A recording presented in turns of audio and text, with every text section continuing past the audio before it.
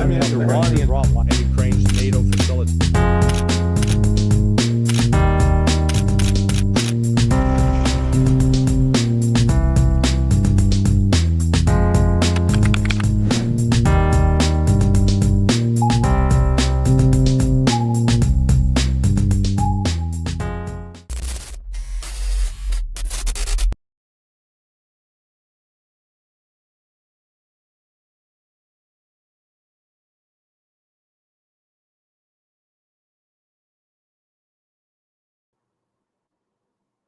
And we are live again. Good to be alive. And good to be alive. Not so good to be alive in a day like today. I'm kind of pissed off, but all right, we shall get to that point. I had a lot of subjects to talk about today. Yeah, but you're going to give me the report on Trump's speech before the UN. So let's dive into that. I'm not sure what to, but all right, let's start from the beginning, man. How are you doing? I am well. That's great. That's great. I hope everybody that's watching us are also doing well. Don't forget to follow Larry on sonar21.com and like, share, subscribe if you like this video. If you don't like, don't like.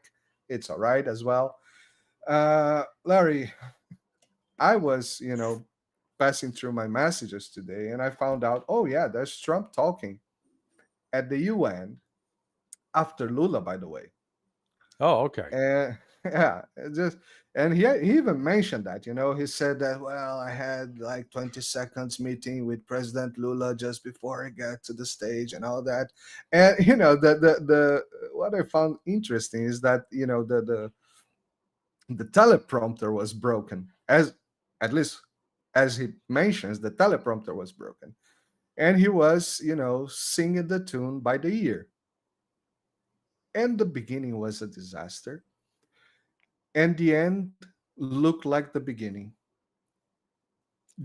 I know you watched a little bit. Give me some specifics. When you say it, why was it a disaster?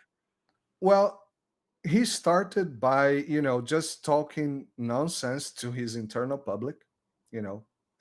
I mean, he's at the UN and he's talking about inflation and Biden sucks and well, I am the best president of all times. I ended 257,000 wars. All those stuff, meant to be consumed by internal public.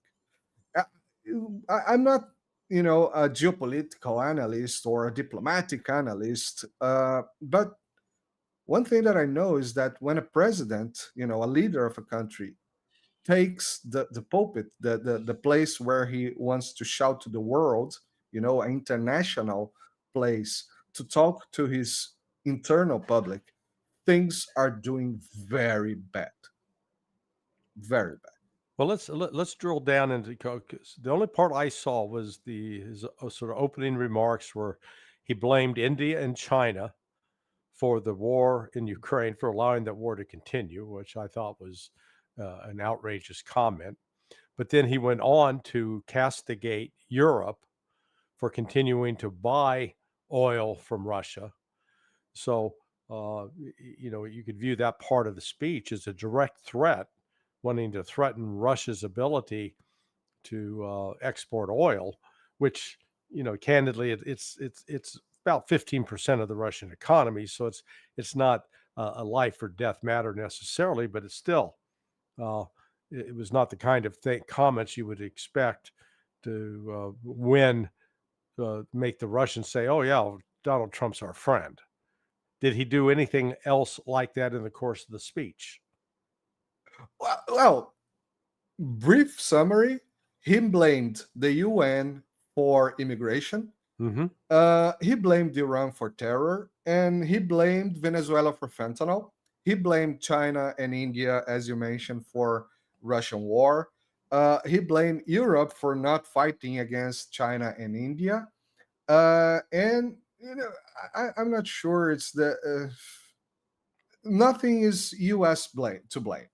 Everything is to be blaming someone else. Did he say anything about Israel? Oh, no. No, no, no. Oh yeah, no, no, no. Of course, he blamed Hamas and Iran. He blamed Iran for Hamas and Hamas for Israel. Hmm. Yeah, so I guess he just won global support for his performance. Eh, All the countries of the world said, "Yeah, United States, great country. Let's be their friend." I wrote here very big letters. Trump just pissed off the entire planet Yeah, yeah, in one sentence, a couple of sentences. But he yeah. just pissed off the entire planet. He destroyed the UN. I mean, that's the final nail for the UN. I'm sure. Yeah, I personally think the UN ought to be, eliminated now. The new international organization should be constructed around BRICS. And if the West wants to participate, great, but they're going to have to participate on a more equal footing. You can't have this Western dominated. The UN Security Council is controlled completely by the United States, France, and England, the United Kingdom. That can't be allowed. France and the United Kingdom have no justification to even be sitting at that table as a permanent representatives. They're inconsequential countries, malevolent, but problematic. But they're certainly not, the military powers that they once were. Yeah, no, that's for sure. That's for which, by the way, there was a very interesting thing that the what's it called the convoy, Trump's convoy, to arrive to the UN had to make stop Macron's convoy, the French convoy, Hmm. and Macron has had to walk all the way to his destination. Oh, really? I hadn't heard that. That's funny. That's funny. Yeah. If I will treat this as a gossip because I saw it, on Twitter at some point, but that's probably there's the video. So the video pretty much shows Macron leaving the car and walking all his way to the destiny. Yeah. Yeah. Well, it's New York City traffic is always a nightmare anyway. I don't know how you know, and so what they do is they will literally shut down all traffic, and it creates these massive traffic jams just so Trump or whoever the president is can get around. Yeah, exactly. Larry, one thing that I found very interesting is that at some point, Trump basically said very interesting things about nuclear weapons and biological weapons. He wants to rebuild some, biological weapon control treaty and nuclear weapon control treaty. But the way he speaks kind of sounds, knowing that he's kind of gangster mafia guy, kind of sounds like a threat to the world. Like, to this point, he was always threatening countries, but right now it kind of sounds like, what a beautiful world, planet you have there. It would be a shame if something terrible had happened to it. Well, yeah, I mean, if And if then if, if drop he's something. if he's serious about doing something with controlling the spread of nuclear weapons or keeping it under control, he would have expressed his support and an agreement to what the Russians proposed yesterday to stay on board with START and have an open talks immediately to extend START 2. But apparently he didn't do that. Uh, there's already, think, international conventions governing biological weapons. I think that was, I did see a little bit of that commentary before I started my interview conversation with Alistair Crook, but I took that as more of a jab at China than an actual valid expression on Trump's part to really do something to contain biological weapons. Yeah, he actually that's a great point because he actually mentioned, the exported. He didn't mention China to the, pandemic situation. He didn't blame China. He didn't mention China's name, but he said, overseas biological experiments, blah blah blah blah blah blah. We know what he's talking about, or what Mhm. he's trying to convey us to think about. Yeah, that's an interesting point. I haven't thought about that. Again, he uses, he tries, at the end he was sounding like a salesman, trying to sell energy to the planet, and to make the planet agree that buying energy from the United States was a good idea, instead of buying from Russia, from whoever produces energy. That was always also very very interesting, because he mentions the well, the nuclear program, Iranian's nuclear program. He mentions China buying energy from Russia, again blaming Mhm. China for everything. But he doesn't actually expands on how. Can America exports energy to someone at this point? Because last time I checked, the reservoirs were very low. Well, it's not the oil. Um, U.S. energy exports have not been oil; it's been liquid natural gas. So, and what's real interesting on that front is one of the primary markets for the United States used to be China, and now because of the trade dispute, China's stopped. It's no longer going to be purchasing as much liquid natural gas and propane from the United States. Instead, it's going to be buying it from Russia, and so that's going to have a real, detrimental effect on the oil and gas market. It also has implications for the Europeans because, yeah, they can buy the liquid natural gas from the United States, but they're going to pay more than they were for getting the gas through the Nord Stream pipeline. So it's going to have a negative effect on the economies in Europe. Already is. Yeah, he basically asked Europe to commit economic suicide. That's what he did. Well, Yeah. not asked, it told them to do so. There's a difference in the way of speaking. Yeah, that's. Oh yeah, of course he mentioned the Nobel Prize, that he needs to earn a Nobel Prize. That's Oh my very God. important. Yeah. Jesus. The, the insecurity, the weakness and insecurity of this guy is off the charts. I mean, it's and I've You described know it. what I mean?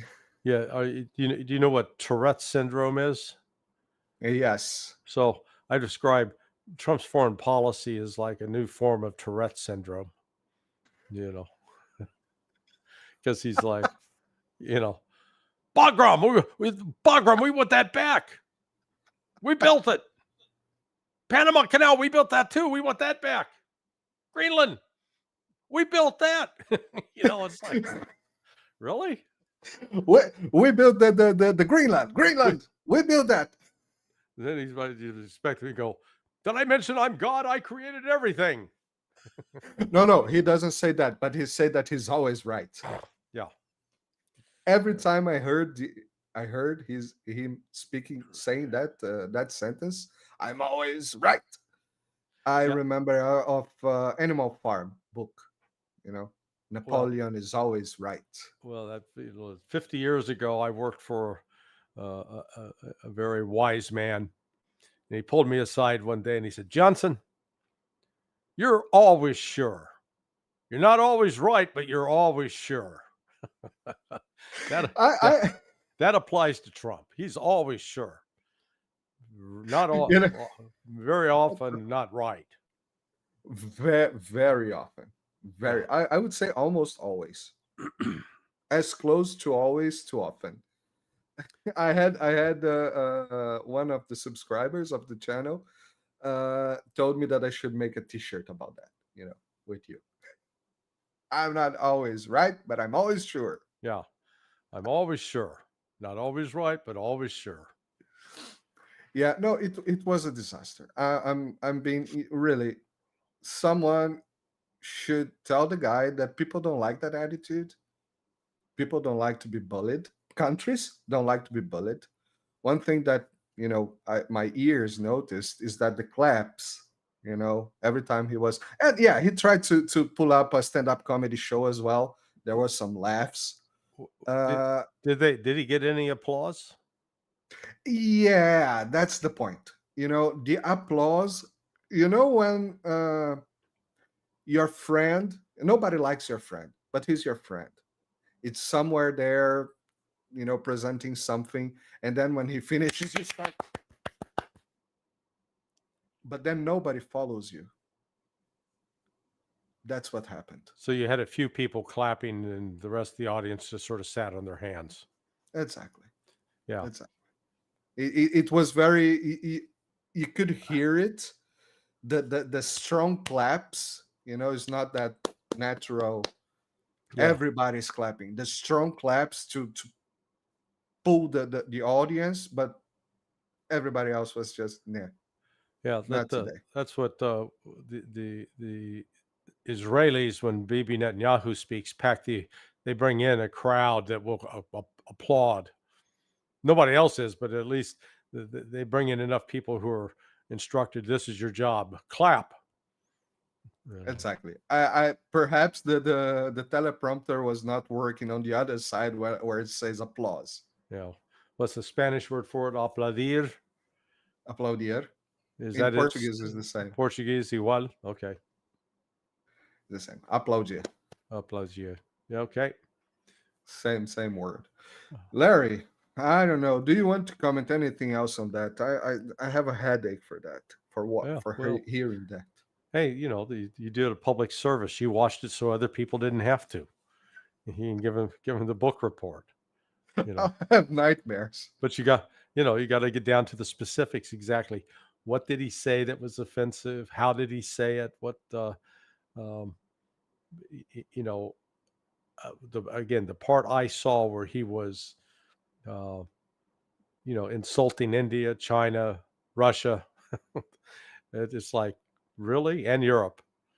You can't see anybody coming out of that saying, boy, he made a really compelling, he didn't even do it in a compelling way. Very off-putting. So yeah.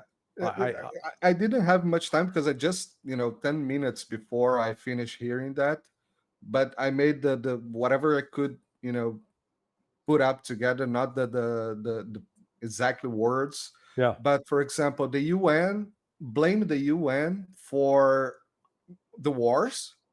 He said, you did not have any wars. All right. Bless you. You did not help. Plus, the UN, the United Nations, escalated the wars. He said that with those words. Yeah. Then he said that the United Nations financed immigrants to, flood the United States. What the hell? Yeah. I cannot possibly imagine how he come to who wrote that. This person should have been jailed, making the president of the United States look like that. Well, I meant to do the math on it. So if I recall the number, hang on here, let me see if I can do it real quick. So he said that the United Nations allocated $327 million, right? 1, 2, 3, 1, 2, 3. Well, there's 300 divided by, and it went to 624,000 illegal immigrants, right? That's like $2,000. No. $1,000 each, $500 each. $524 a piece. I mixed the 600 with the 300, but then yeah. So please, so it's 500, a little over $500. Okay, that's not a lot of money. I can understand if it's like $5,000 per person. Yeah, then you could blame the UN. $524 may, that buys you coffee and a bagel in New York City. Okay. On Starbucks, I don't think you get a coffee. Yeah, it was. And we're talking Starbucks or, Carnegie Deli. I guess it's closed now. It used to be quite the place. But anyway, um, you know, Trump, Trump's policies and alienation of countries that were even once friendly towards the United States is accelerating. So by allowing Israel to bomb Doha and helping Israel bomb Doha, Trump has now really created a major split with we would have formerly called them the Gulf Arabs being allies of the United States. Now I think a lot of them are having second thoughts. Then his illegal, I'll even call it criminal bombing of these, attacks on these boats coming out of Venezuela, killing people with, no due process. I mean, it's one thing if those boats No were proof. firing missiles or firing weapons of some sort at U.S. Naval vessels or U.S. Law enforcement or military personnel, but that's not what's happening. He's just saying, "No, I don't like what they're doing. I'm going to kill them." Good God! I I'm mean, gonna this kill is whoever. That's the point. you can't do that, and he's doing it, and with no, you know, loss of, with no second thoughts at all, and nobody around him is stepping up and saying, "Wait a second, if you're going to do this, I'm resigning. I'm not going to be part of a criminal activity." Now they're going along with it. Do you think, Larry, that some people, for example, I'll give you a named example, Tulsi Gabbard. She was someone that for some time, pushed some very nice ideas. As soon as she took the office, things derailed. Do you think that some people like her, not say exactly her, but like her, with Well, perhaps good intentions, are holding to the job to try to do something, or just holding to the job because of the job? what do you mean derailed? I'm not sure I understand what you mean. I mean, it's not. I will not say derail. Derail is perhaps a too strong word. She had very, very interesting ideas, about diplomacy, ending wars, really ending wars. But then she took the office, and she kind of looked, she was embraced by the narratives. Well, let me She's just following let the me lead. let me help you out here. I think what you're talking about is, for example, she delivered an intelligence community assessment saying that Iran did not have nuclear weapons. And then when Trump decided he was going to bomb Iran on the pretext that they had nuclear weapons, instead of her resigning in protest and saying, "No, this is not correct. The president is lying." Instead of doing that, she went along with it and became part of it. So, yeah, in that regard, yeah, she displayed a complete lack of courage and, a level of sycophancy. So, yeah, and so it raises questions that if she's going to change on that, can we trust her on anything? Because basically, if you're going to lie about that, what else are you going to lie about? Yeah, that's kind of the point. Not talking precisely about her, but perhaps there are other people in her position similar to her that would also follow the lead. Just hold to the job, or do you think they really, um, well, perhaps don't have courage? I think you answered that. Well, yeah, I don't see Pete Hegseth, the Secretary of Defense, or Marco Rubio, the Secretary of State, and the National Security Advisor, and God knows what else. Uh, I don't see any of them telling Donald Trump, for example, President wants to blow up the boat. What Pete Hegseth here said, "Mr. President, no, I can't. I cannot advise and support that decision because, one, it violates our rules of engagement. We can't just kill somebody because we don't like how they look. They've got to pose a direct and imminent threat to us or to our personnel. Number two, um, and this is where someone like Pam Bondi should have weighed in, or the head of the DEA saying, "Look, uh, it's better to capture these people so we can find out who is above them, who's running this organization. That's who we need to go after. If we're wanting to stop the fentanyl, that's what we need to go after." But again, the entire premise of it was a lie. That boat, the first one that they attacked in particular, with 4 outboard motors, it couldn't reach the United States without having some other boats come along and refuel it along the way. It's a 1,300-mile trip, and that boat only has a maximum of like 250-mile range. So you can travel 250 miles and then it needs to get refueled. Well, just, if you got to go 1,300 miles, you're talking 1, 2, 3, 4 refuelings, 200 and, plus gallons of gas each time. So, 800 to 1,000 gallons of fuel. Can't reach the United States. And yet they push the lie. Oh, yeah, that was trafficking fentanyl to the United States. I mean, it's an egregious lie is what it is. Yeah, one of the points that Trump was trying to make today on the UN was exactly that each boat of that was responsible for the death of 25,000 Americans. How much fentanyl do you need to consume to die? So we can, you know, make a paper calculation on how much Well, did one yeah, of those boats. a small, a very, you know, you could put enough fentanyl on those boats in theory that, yeah, you could kill 2 or 3 million Americans with that quantity. Oh, really? Oh yeah, fentanyl it's a very dangerous drug.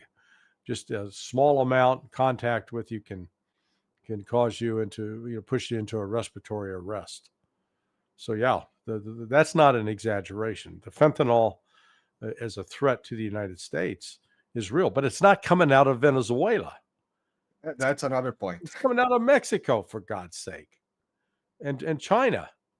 It's made in China and made in Mexico, and it comes and smuggled into the United States from Mexico, not from Venezuela. You know, I think what's really going on is the intent of Trump is to create a pretext to attack Venezuela, hopefully provoke a regime change so the United States can get control of Venezuelan oil. Because I think they're anticipating that there is going to be a war. They're going to attack Iran again. Most likely. But there's a point that I don't understand, because just not so long ago, Maduro and Trump, well, Trump for his side and Maduro for his side, they agreed on the oil being extracted by the United States. And if I'm not mistaken, the United States is still the biggest buyer of Venezuela oil. Yeah, So but Trump has been, he's been trying for, during his first administration, and now it's renewed again this administration, to get rid of Maduro. yeah, You that's remember true. remember Juan Guaido? Juan One and two. Guaido. Yeah. He was the United States claimed that he was president. And Trump brought him to the State of the Union message and recognized him as such. Meanwhile, Venezuela just went on with its regular business. Yeah, just like the other guy the other day. What's Corina Machado, but not her, the old guy. He was recognized by the Europeans and the United States. Another Juan Guaido. Nonsense. Right. Simple nonsense. Yeah. Simple nonsense. So what? Bolsonaro is our president now in Brazil because Trump will recognize him. That's how it works. Democracy. Yeah. Elections. Oh yeah, perhaps that's what exporting democracy means. I just learned that. See, Larry, I'm gonna keep on the United States, but I want to talk about the fantastic conversation that you had with Alex Grainer Mhm. a couple of days ago. I think Yeah. it was out yesterday. Yeah, it came out 2 days ago, I think. Came 2, 3. out 2 days ago. Yeah. Larry, the situation, the economic situation in the United States, because this is also part of the UN Trump, BS. Economy is surging, and salaries are rising, and people are getting richer than ever. The economic situation of the United States, Larry. You mentioned some. I had something to show you, but I didn't get it. Okay. The situation in the United States, you mentioned something very interesting about housing prices and also tax prices. How's the economic situation in the United States? And why do you answer that to me? I'm going to get to something to show you. Okay. There you go. So the economic situation in the United States on paper right now, in terms of stock prices, if you look at the stock market, it's in great shape. Stock market is just going through the roof, but you have to step back and say, okay, what's going on? Number one, the unemployment rate in the country is starting to increase. So that's troublesome. The debt situation, the U.S. financial deficit is growing each and every day with no sign of letting up. So the economy is actually in, some argue that it's actually in recession. But what's keeping it afloat is money is flowing out of Europe into the United States, which is it's creating sort of an illusion of prosperity, but it's not genuine prosperity. And we've also had inflation, but it's been hidden. And I can use my own home as an example. The home I live in has doubled in price, actually more than doubled in price since I moved in 6 years ago. And it is, so the fact, it wasn't because we did something to the house to make it more valuable. So that is a sign. That's actually a sign of inflation that's in the economy. The United States is. I think the U.S. economy is a little bit like the Potemkin villages that were reported in Russia and Crimea, where you had these facades. From the outside, it looks strong, it looks great, but then once you go through the door, you realize it's just a facade. There's no real depth there. So what did you get to show me? What do you have?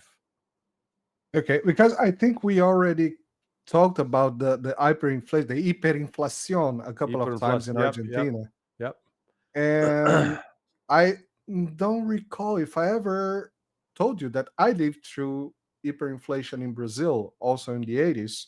Well, I was very young, but back at the time, but I remember some things. One of the things that I remember, for example, it's the supermarket was opening in the morning, and there was this thing called the price pistol.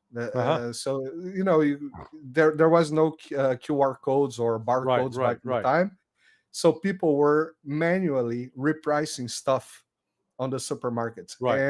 We were getting to the supermarket very early or before the afternoon when prices were changing again. Right. And the kids, I was one kid. My mother did a poor job on that point, but I was the one kid. We were going in front of the person with the price remarker to get things, rice, beans, stuff like that, before they change prices. Right. Because prices were changing in the day. And one thing, and mostly perhaps I'll be showing this for, American public or European public, but this is what inflation looks like. I don't know if you're able to see. I'm gonna have to do something here. No, I can just put it back where it was. I could see it. Yeah. Okay. This is the 10 cruzados. And this is a 10,000 cruzados. So it was the same. It just knocked the zeros off. It's the same. They were just knocking the zeros off. Yeah, it's the same deal. Yeah. At some point, things were so bad, we didn't have money. Well, it would be too expensive to print money, that they start doing this, uh, stamping the bills. They Do stamped you it as 10. do, yeah, do you see there was this the 10,000, Yeah, and then yeah. you have a stamp here. It This, says, this is what's worth. It's the yeah, same bill. yeah, This yeah. is what's worth. Yeah, yeah. And I saw that exactly in Argentina. You had to look at the bill, the picture, not at the actual amount printed on the bill because it changed. exactly, exactly.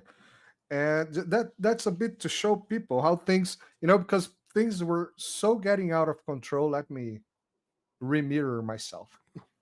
Things were getting so out of control that the government at some point just said, okay, cut as many zeros as possible, 3 zeros, sometimes 6 zeros, because 1 million, 10 million monies, it's too much.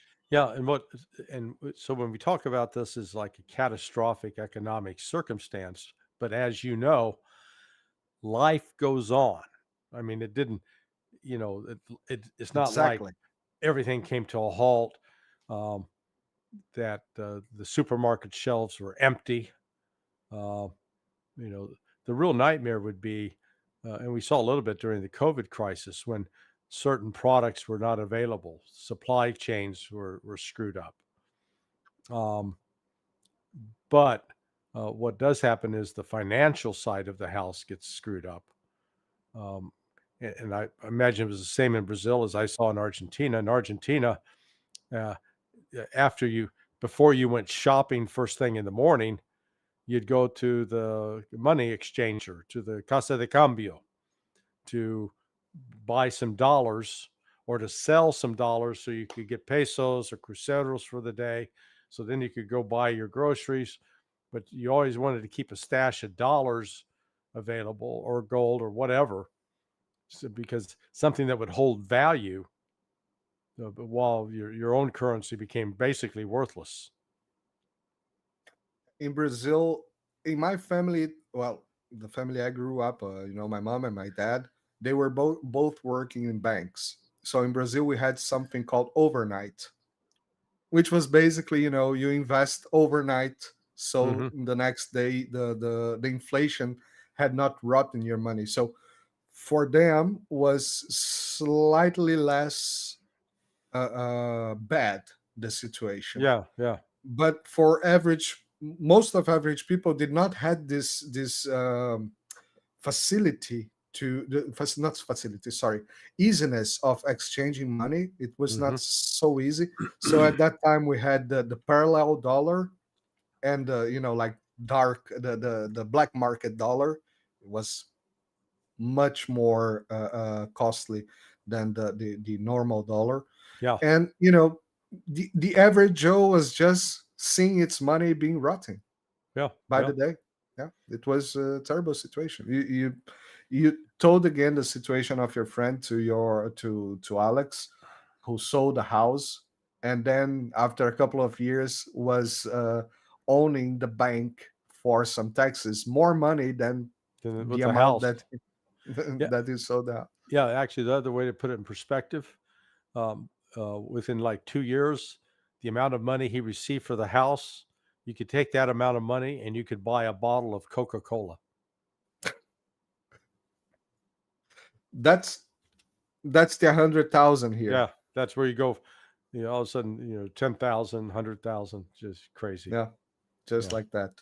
Larry, I know you have another interview today, very busy week, but I would like, if it's okay for you, to metaphorically move a little bit the subject, only the subject, Yeah, not yeah, me yeah, and yeah, you, yeah, yeah, to Ukraine. yeah. What do you Uh, want? What's your you question? wrote you wrote a piece this week or last week about the numbers that's starting slowly to come out of deaths in Ukraine Hmm. and the situation in Pokrovsk as well. How is Ukraine doing, man? Yeah, Ukraine's losing catastrophic casualties. Um, They haven't exhausted all of their supply of young, middle-aged men, but they are giving 60-year-olds the opportunity to sign up. But despite claims from U.S. analysts and former generals that Ukraine's winning the war, Russia's losing the war, Russia's suffering massive casualties, it's just not true. And from January until, for the last now 9 months, they have had semi-regular exchange of bodies. The bodies of dead Russians that are in Ukrainian possession, vice the bodies of dead Ukrainians that are in Russian possession. And the ratio that the bodies, for every dead Russian that's returned to Russia, there are between 35 and 40 dead Ukrainians returned to Ukraine. So the explanation then from some analysts is, well, that's just because Russia's moving so fast that the Ukraine doesn't have time to recover its bodies. Yeah, that's correct. Maybe Russia's moving too fast. But then Let that sink for a second. yeah, because then that runs directly against what people like General Keith Kellogg, retired General David Petraeus, retired General Ben Hodges, retired General Mark Kemet, retired Admiral Stavridis. All these guys are out there saying, oh, yeah, Russia's barely making any movement. Slow, It's like, okay.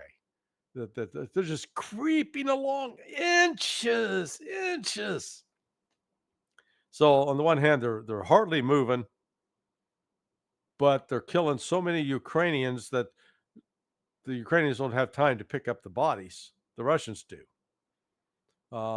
And yet, despite inflicting massive casualties on the Russians, the Ukrainians don't have time to recover those bodies either. I mean, it's just, it's male bovine excrement is what it is. It's the old MBE. It's just ridiculous. Yeah, MB. Yeah, that's what, when the Queen of England or the King of England, they knight somebody, they give him an MBE. That's what it means. They're giving them the male bovine excrement award.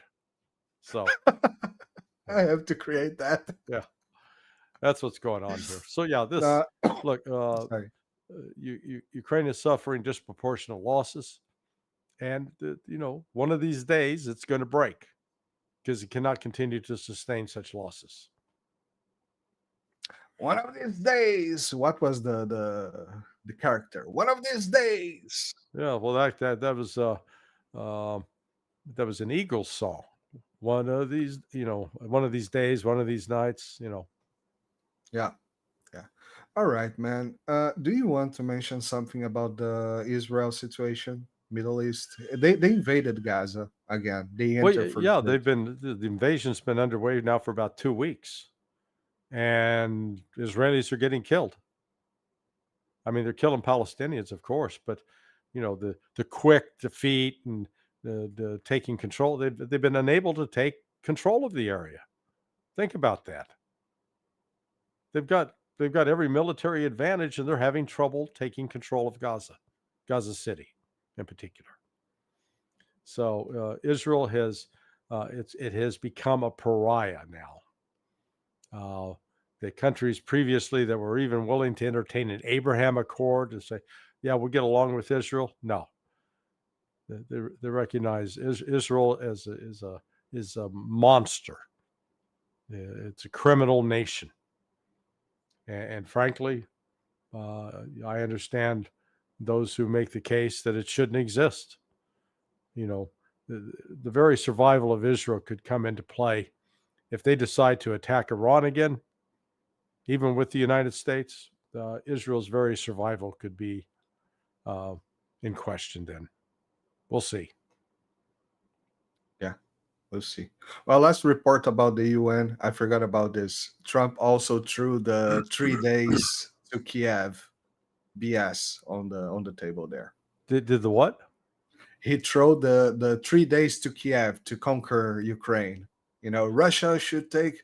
Everybody believed that Russia would take 3 days to conquer Kiev. He put that out there again. Oh my Yeah, God. he put Yeah, that. yeah. That's just stupid. He just recycled every BS from the Biden administration, Yeah, and then blame Biden. yeah, yeah, yeah. Unfortunate. Unfortunately. He's gonna create a global crisis, I'm afraid. Whoop, you're muted. He's already creating. Sorry. Yeah, He's yeah. already creating. So your mouth was moving, no sound coming out. I do that every now and then. Yeah, That's called inexperience, Yeah. lack of experience. So Man, I think we went through a good field today of discussion. I will remember everybody to like, share, subscribe on this channel, on Larry Johnson's channels, because this is being also yeah, broadcasted to BitChute, Rumble, on Larry's channels, on YouTube, because YouTube took his channel down, but it's being broadcasted to the press of mass destruction. I forgot Twitter today, but yeah, every now and then I also broadcast to Twitter, TikTok, Instagram, all the subjects, and Telegram channels. Don't forget, and follow Larry on sonar21.com. Amazing content every day. Oh, well, almost every day. almost about every day. So About every day, yeah. About every day. So, all right, my friend. Thank you very much once again, and hopefully see you next week. Okay. Bye-bye. Bye-bye.